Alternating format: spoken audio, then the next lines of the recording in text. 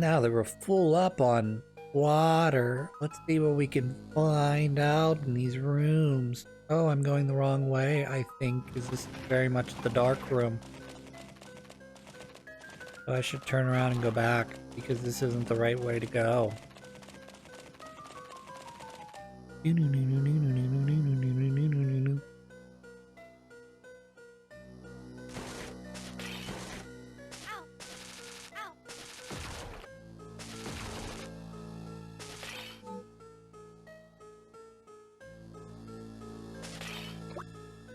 So I've may have mentioned this in the past. I don't remember what I talk about anymore, but I have started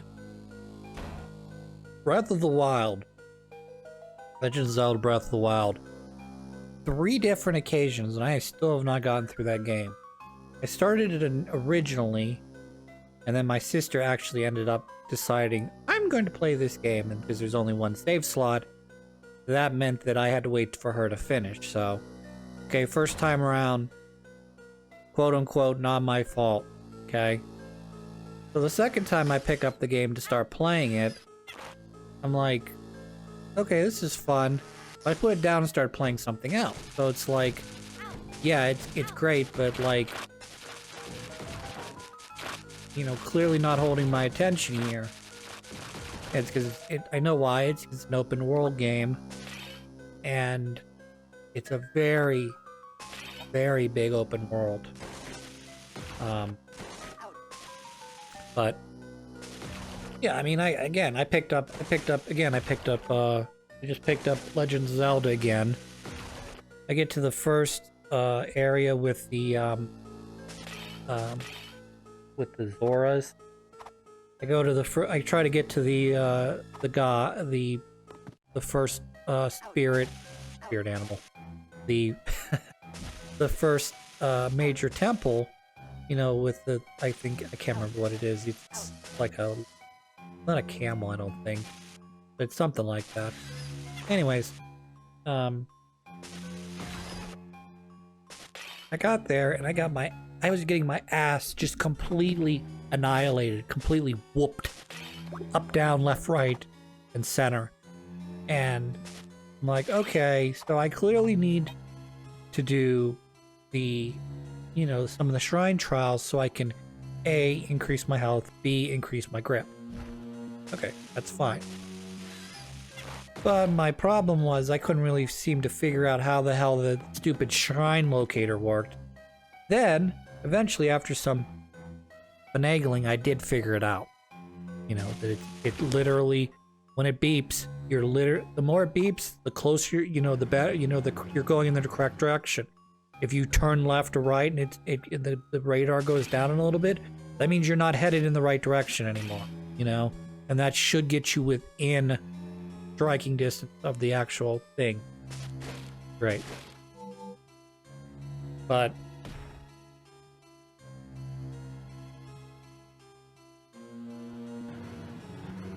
it's definitely in terms of Zelda games, it's very different, where in other Zelda games you start out with 3 hearts and then you're usually able to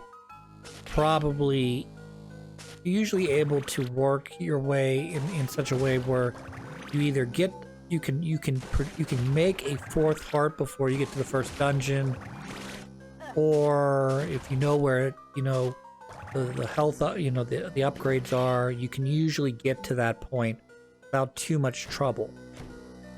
Or the, you know, first dungeon is easy enough that you don't die in it.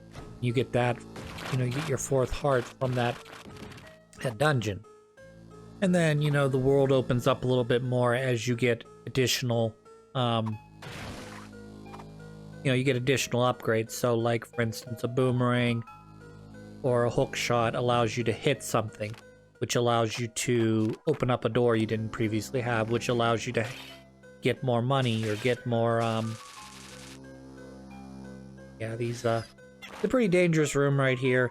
You've got the little regular guys right here, but I am actively avoiding the off-colored ones, mainly, well, both the yellow one, which I presume probably does like, it's either going to be a one-hit KO on her, or it'll do 3 full pips of energy.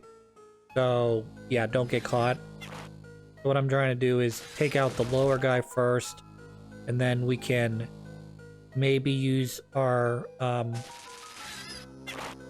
well, we can use our slingshot to help out, but I'm gonna end up using all of my shots, and these guys are not all gonna be dead.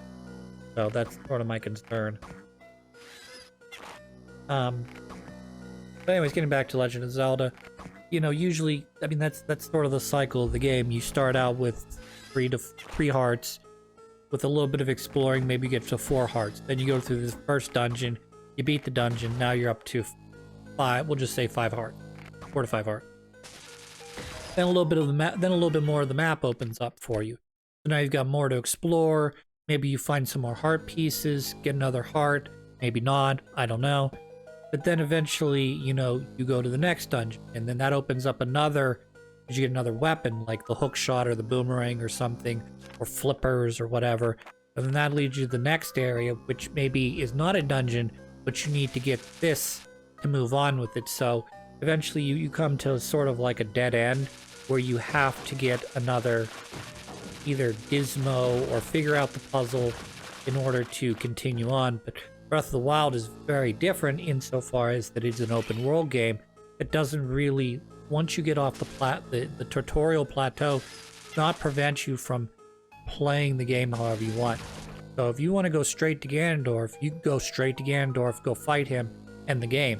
But boy, is that going to be very difficult, or if not impossible, if you've never played the game before, you know, or you don't have a strategy per se, okay?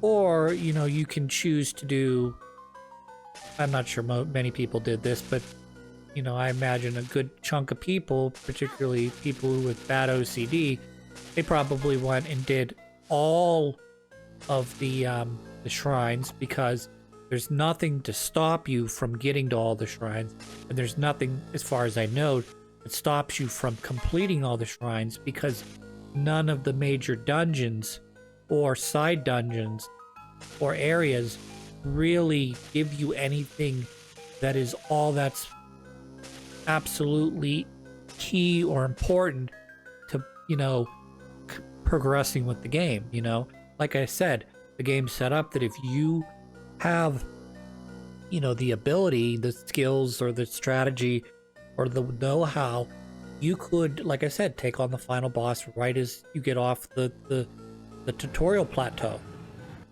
And in this, you know, in the same breath, you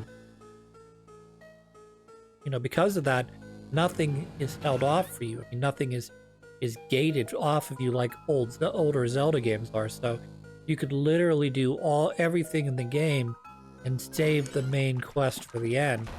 Whereas in older Zelda games, you're opening up the other side quest. You can't do, you know, say in at least a lot of the handheld games, there's usually a trading side quest where you trade, you know, you start out by getting something, like either someone gives you like a comb, or, you know, in the case of Link's Awakening, you start out by getting a Yoshi doll. Well, you trade the Yoshi doll for something else, which you trade for something else, which eventually leads you to a dead end, where you have to get a stick so that Maron can knock down the beehive. And once he knocks down the beehive, it gives you access to a honeycomb, which you need to lure the bear away, which allows you to get, I believe, allows you to get into the next dungeon. Something like that, you know what I mean? So you literally, in this case, can't start the trading side quest at the very beginning of the game, because that's part of the game. But at the same time, you can't fully ignore that, because it's such a big part of the game that they at least tie it in at some point to progression. So you have to play along. Like, you don't get an option, which is kind of a pain in the butt. But at the same time, you know, I'm not gonna say it's like you're not gonna run into it. I mean, just a matter of exploring. And I understand that's always the key to Zelda games. It's exploring. First Zelda game, they're not going to give you any instruct. They're just going to give you a guy with a shield, and you're going to say, go. But I'm going to get a sword. But you can get a sword on the first screen, you know, the first board. You know. And the whole point of the Zelda games is to explore and learn by doing and explore and, you know, really get to know the land and the way the game plays, and, you know, in that way Breath of the Wild, you know, it absolutely gets an A+ for that, you know. But in terms of the way progress is in that game, it's a little like, well, I'll just come back to that later, is sort of what I'm getting at. I'll do that later, because there's nothing really, you know, pulling me along the storyline, because I'm setting my own goals. I'm saying, well, I need to get some more health, because this area is too tough. So the only way to do that is to find the shrines. The only way to find the shrines is to wander the earth, essentially. Plus, I'm not a big fan of the durability system in that game. I get that the idea is you're not supposed to, you know, go and find the best sword and then do a dungeon. And then when that sword breaks, go find the best sword again and do another dungeon. It's sort of meant so that you pick up a hammer and maybe like a broadsword and a short sword, and when those break, you switch back and forth between what works best for you.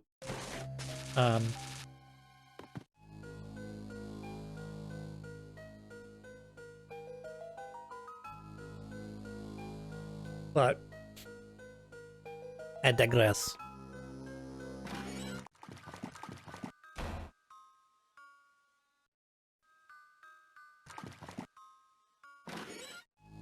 So yeah, I mean, you could sort of tell that I value story, even if games become a bit linear in terms of do A, then do B, then do C, instead of be like, well, you can do this in any order you want.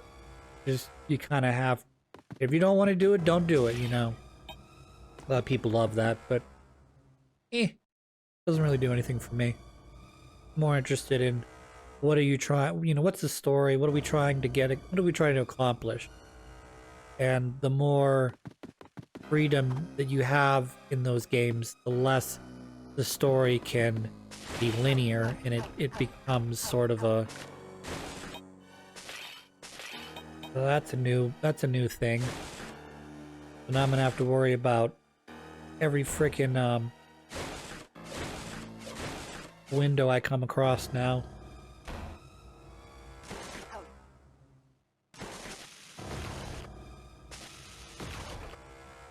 Wonderful.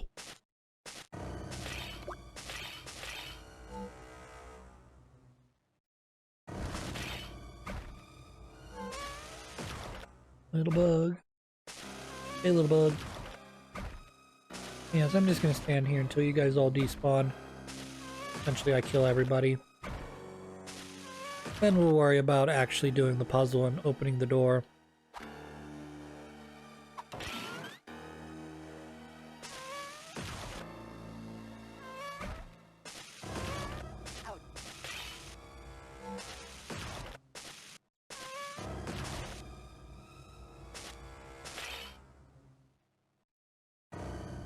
I really try to make some hard progress in this game.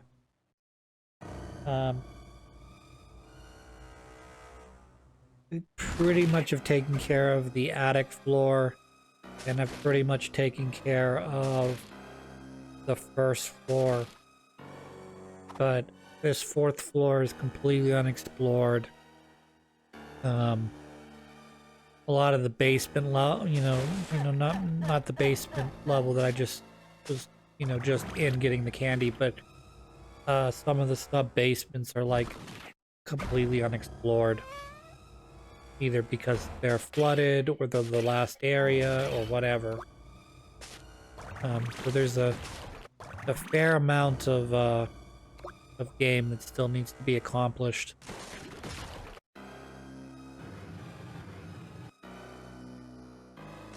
You ever fuck up really badly I think I fucked up really badly here. I'm gonna have to despawn this. I'll make it double bad. That'll be good.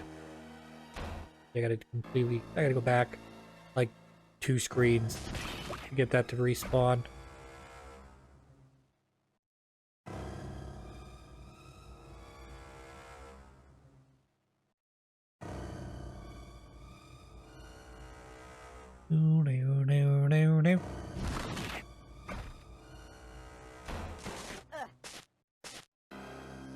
Here's my question for everybody with the remaining time I have in this episode. Do we like the same bullshit over and over again in our entertainment? I mean, like, I get the fact that, like, if you're into the reality television show, like, it's gonna be different every season. You're not gonna have, obviously, the same people. You're gonna have, you know, variations of those people. You're gonna have your hothead, you know, the person who thinks they're all, you know, that they're the best thing to happen to the world. You know, but they're gonna bring their own flavors. You know, they're gonna be, you know, maybe you'll have a hot-headed blonde instead of a redhead, or, you know, or you really get, you know, you really relate to, you know, this person who's on Survivor this season, whatever. You're really rooting for this person.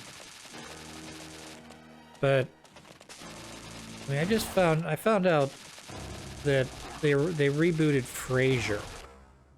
Frasier is a show that was on Umpty years ago, which was a spin-off of a 80s show called Cheers.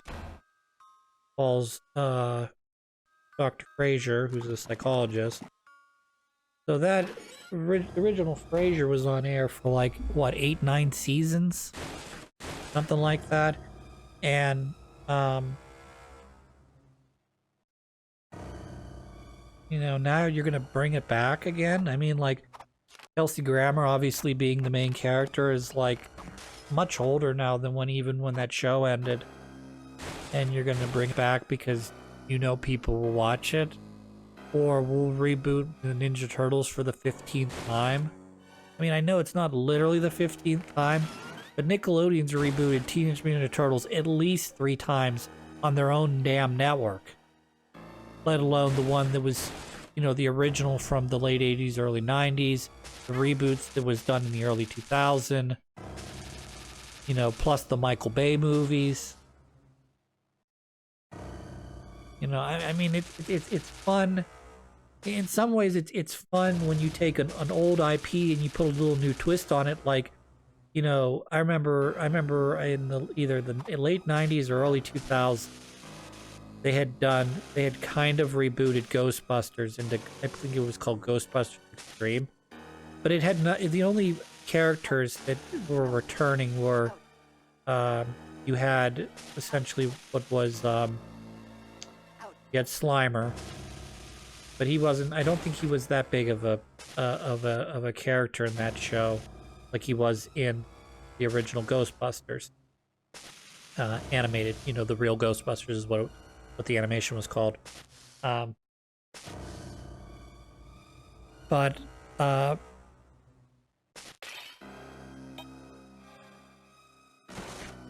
you know, but you had I can't remember what his name is now. Parts. Something with an E. Egon, I think is his name. And he wasn't a main character. He was just sort of like, you know, like a teaching character. Like, hey, I used to be a Ghostbuster. You know, I've created a better technology for you. This is the first time we ran into a mimic, I think. So this kind of sucks that now I'm gonna have to worry about mimic chess. But yeah, I mean, all the characters were different. You had this sort of like, you had your goth girl. You had a guy who was handicapped, but that didn't really slow him down, per se. I mean, it was obviously an issue because they would run into things called, like, stairs or, you know, narrow doorways. And then you had a guy who was sort of like your, I don't know, you want to call it atypical stoner character. And those are your three main characters. There wasn't, there wasn't necessarily a fourth character. And, you had, sort of the ghost of the week sort of thing like the original Ghostbusters. But, there were some episodes that would carry over for, 2 episodes or so.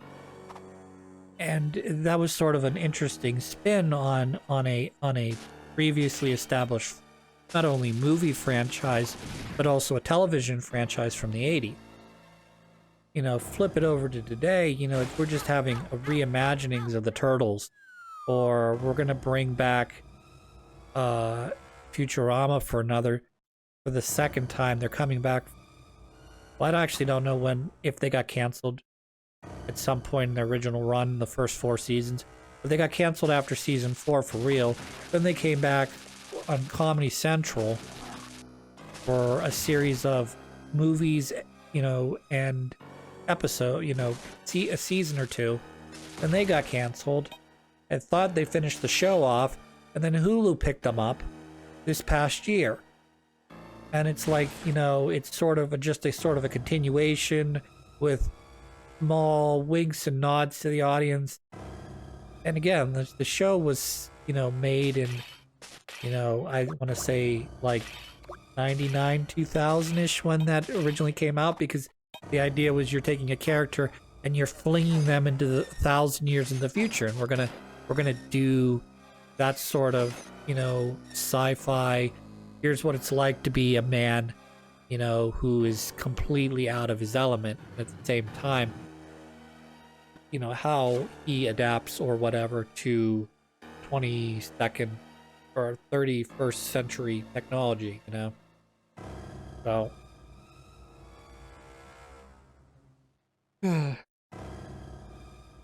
with, some pretty heavy-handed stuff that does not at all hold up. Like there's an episode where Professor Farnsworth makes a joke about the dial-up internet finally going through for them to get online, and hopefully nobody picks up the phone and causes them to get I died. Disconnected. And then again in the early 2000s, phones went from these huge brick cell phones that used to at one point carry, it was like a side briefcase to hold the battery. Then you had a gigantic battery, for your car phone that you mainly would just leave plugged into your car. Then you kind of got to the point where you had your Nokia, which was about as small as you thought a phone could possibly get. And then they made them smaller, and they made flip phones. And there's a joke about Amy with her teeny tiny phone that's about, 2 inches big, and she accidentally swallows it. Well, right around that time is when you start getting the iPhone. So instead of phones continuing getting tinier and tinier, they turned it back into not really bricks, but they started getting bigger because the allure wasn't necessarily that you want to make the phone small so it's easy to light and carry around, but rather you're putting all this functionality now into your pocket, so size isn't as big of an issue. And then now that we're in the 2020s, we're now starting to come full circle, where you're starting to see where they're trying to create technology to make the phones like flip phones, so they're easier to store in your pocket.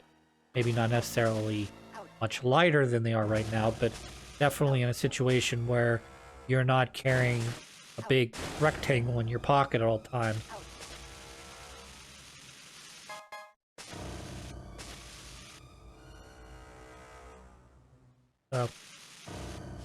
But my question, because I diverted off my subject, is this what we want? Do we want Family Guy and American Dad and King of the Hill, and I'm mainly naming animations because I really like watching. I watch a lot of not adult animations, but animations that are aimed more at people my age, people who could appreciate animation plus a storyline that's not aimed at little children, where all the characters are running around with oversized mallets and, you know, going, you know, old school Looney Tunes shit. I mean, I get the idea that you can, it's easy to, you know, you're just taking, in a lot of cases, you're just rehashing the same thing. Like, I think Seth MacFarlane's doing some sort of, like, Star Trek-esque show that's, I guess, partly comedy, partly drama. But it takes heavy reference from a lot of the sci-fi stuff, mainly Star Trek. And it's like, yeah, okay, you're just doing Seth MacFarlane's version of Star Trek. Okay, great. You know, you don't have any Romulans or Klingons, but or you know, whatever I didn't mention. But at the same time, it doesn't matter because, you know, you've got alien creatures and they're operating much like the, you know, the Starfleet Academy, you know, Starfleet's base.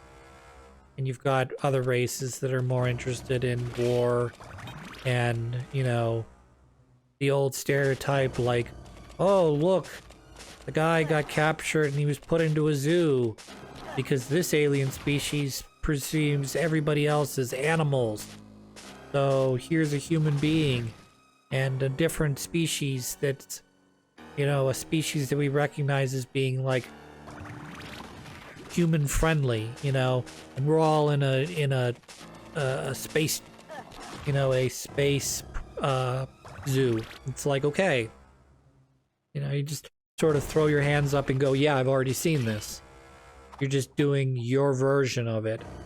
So why should it matter if it's, you know, King of the Hill coming back and rehashing the same storyline before, or taking the same characters that you know you've already established, and then just giving them another storyline because you've pushed them forward a decade, you know, so that maybe Bobby, instead of being in whatever grade he's in, 6th grade or so, now instead of being a preteen, he's in high school or something, and he finds completely different ways to make his dad disappointed, you know?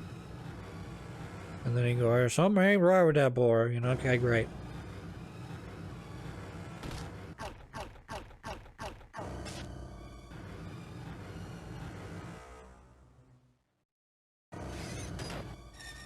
Like, again, the reason I even mentioned King of the Hill coming back is because really sort of, I get where there's definitely space to work with King of the Hill, but in terms of the way that show originally was, the voice actor for Dale is dead. The voice actor for Luann is dead. You know, obviously you got Mike Judd doing, you know, his Hank Hill voice slash, he plays a number of side characters too. So like, okay, you know, all the ones that Mike Judd plays, it's like, okay, he can continue to play Hank and some of the side characters. Like, okay, great. But I like how the box moved all the way across the room so that I can get hit by that instead of staying where it should have. Because fuck you, that's why.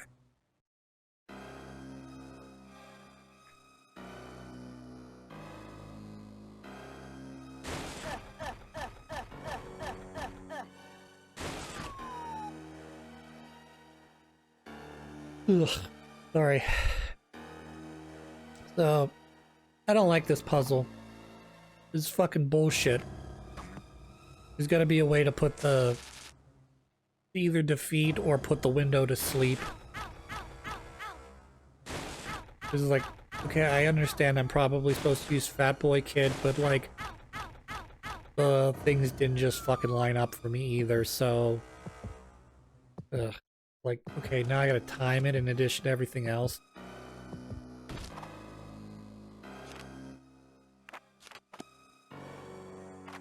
Hooray!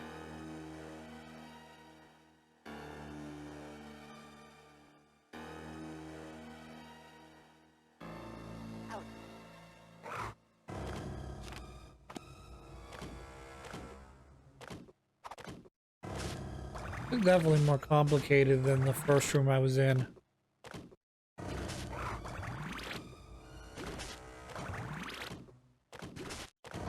Because I kind of don't want to get grabbed up by the hand guys.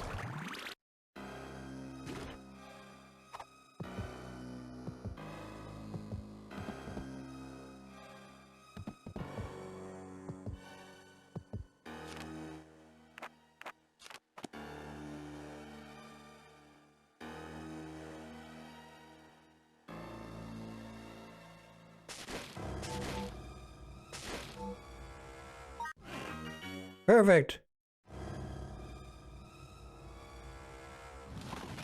Not as perfect, but we will leave them in the dust, so hooray. Nothing going there, so let's keep going. Probably should head back and save here at some point.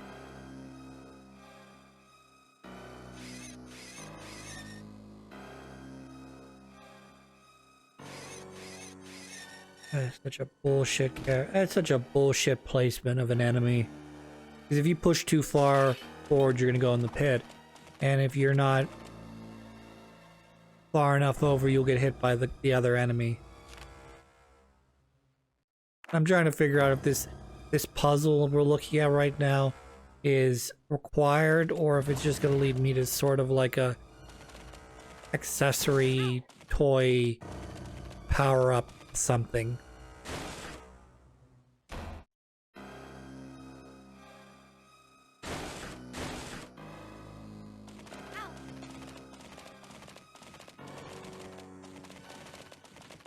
I should have gone through that upper door.